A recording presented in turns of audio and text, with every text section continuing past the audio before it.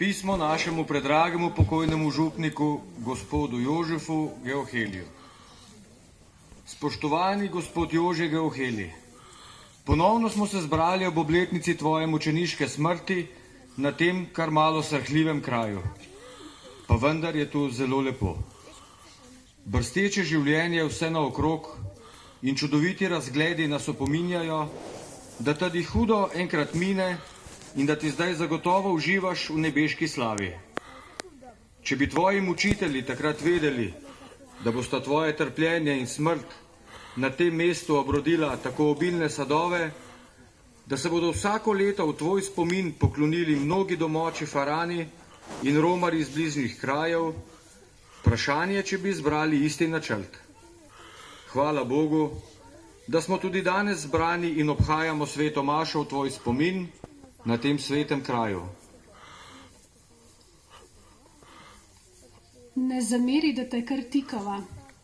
Župljani čutimo, da si še vedno zelo živ del našega občestva. Starejši, ki so preživljali mladost v času tvojega službovanja na Zaplani, večina sedaj že pokojni, so nam povedali marsikaj zanimivega o tebi. Nekateri, čeprav iz prepovedovanja starejših, čutimo tvoj zanos, ki si ga vlil v našo majhno, pa vendar živo župnijo. In zato so te, ali pa smo kar te vzeli za svojega, če tudi si izhajal iz notranjih goric. In še nekaj nas povezuje. Tudi ti si živel v ravno tako negotovih časih, kot mi danes. Ob branju tvojega življenjepisa je to čutiti. Ravno tako, kot si se ti počutil nekako odveč v svoji družini po prihodu očetove nove žene, se tudi kristjani v današnji družbi včasih počutimo kot neki nebodiga treba.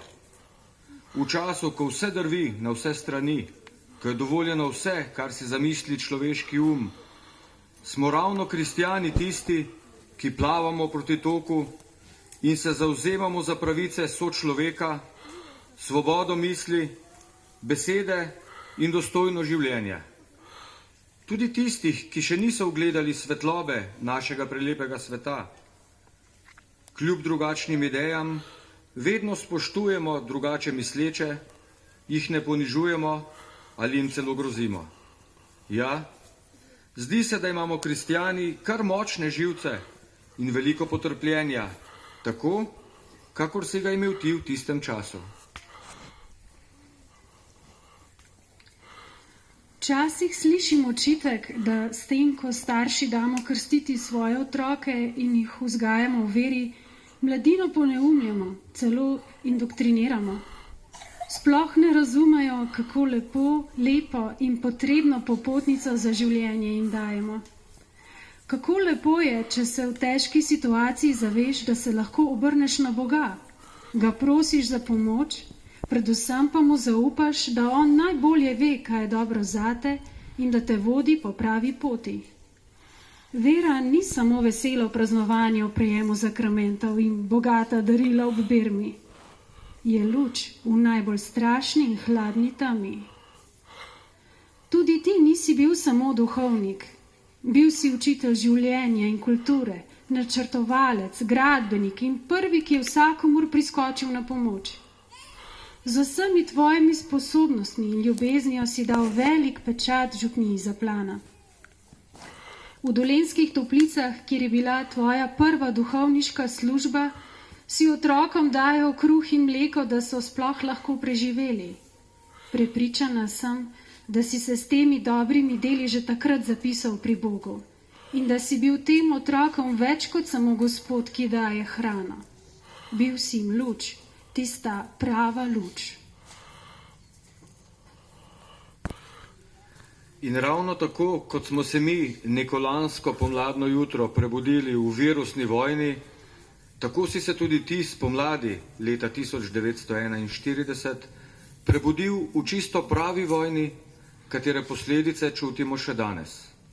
Začel se je boj za obstanek, kdo bo koga, kdo je na tej, kdo na oni strani, kdo je za, kdo je proti.